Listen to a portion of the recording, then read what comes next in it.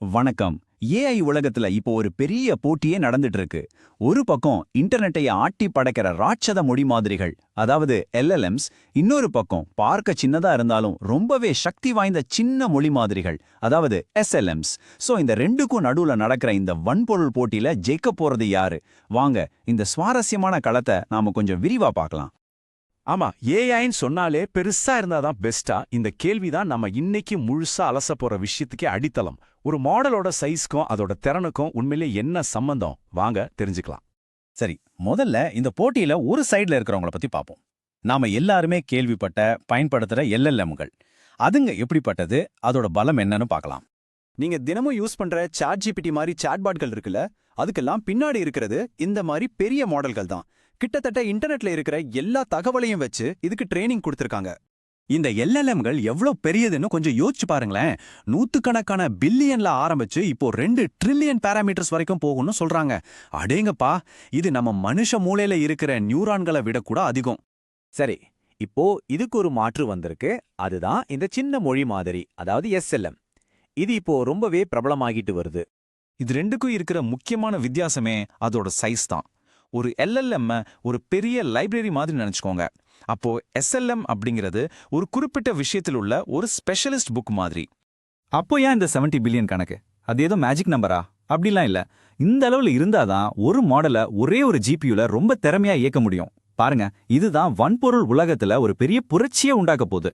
சரி, இந்த சைஸ் வித்தியாசம் உண்மையில என்ன மாதிரியான தாக்கத்தை ஏற்படுத்தும்?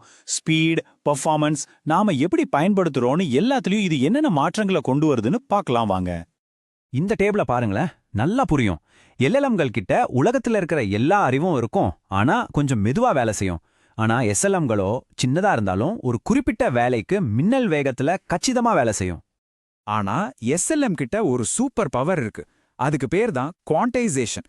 இந்த பவர் எப்படி எஸ்எல்எம்களை இன்னும் பவர்ஃபுல்லா மாத்துதுன்னு பார்க்கலாமா? சிம்பிளா சொல்லணும்னா, குவான்டைசேஷன்னா என்ன தெரியுமா? ஒரு பெரிய ஹை குவாலிட்டி போட்டோவை அதோட தரம் கொஞ்சம் கூட குறையாம சின்ன ஃபைலா மாத்துற மாதிரி தான். இதனால அதை வேகமா அனுப்பலாம், இடத்தையும் மிச்சப்படுத்தலாம். இந்த ப்ராசஸ் ரொம்ப சிம்பிள். முதல்ல நம்மகிட்ட ஒரு பெரிய ஹை ரெசல்யூஷன் மாடல் இருக்கு. ரெண்டாவது குவான்டைசேஷன் சொல்ற டெக்னிக்கை அதுல அப்ளை பண்றோம். அவ்வளவுதான். கடைசியில நமக்கு கிடைக்கிறது ஒரு சின்ன வேகமான ஆனா அதே பவர்ஃபுல்லான மாடல். இங்க தான் ஒரு முக்கியமான விஷயம் இருக்கு. சின்ன மாடல்களை குவான்டைஸ் பண்ணும்போது அதோட துல்லியம், அதாவது ஆக்யூரசி பெருசா பாவிக்கப்படாதுன்னு கண்டுபிடிச்சிருக்காங்க. இதுதான் எஸ்எல்எம்களோட மிகப்பெரிய பிளஸ் பாயிண்ட். வேகமும் கிடைக்கும், வேலையும் சரியா நடக்கும். ஓகே, இந்த டெக்னிக்கல் விஷயமெல்லாம் இருக்கட்டும். ஒரு சாதாரண யூசரா நமக்கு இதனால என்ன பயன்? நம்ம கம்ப்யூட்டர்ல, நம்ம போன்ல இதனால என்ன மாற்றம் வரும்? அதை பத்தி பார்க்கலாம். இங்க பாருங்க வித்தியாசம் எவ்வளவு பெருசுன்னு. எல்எல்எம்களை இயக்கணும்னா பெரிய பெரிய டேட்டா சென்டர்ஸ், நூத்துக்கணக்கான சர்வர்ஸ் வேணும். ஆனா எஸ்எல்எம்களை உங்க லேப்டாப்லயே, உங்க கண்ட்ரோல்லயே இயக்கலாம்.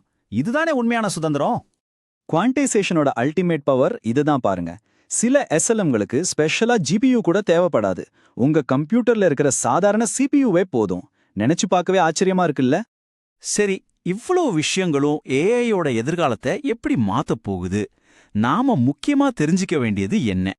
சுருக்கமா சொன்னா, குவான்டைசேஷன் மூலமா பவர்ஃபுல்லான எஸ்எல்எம்கள் உருவாகுது.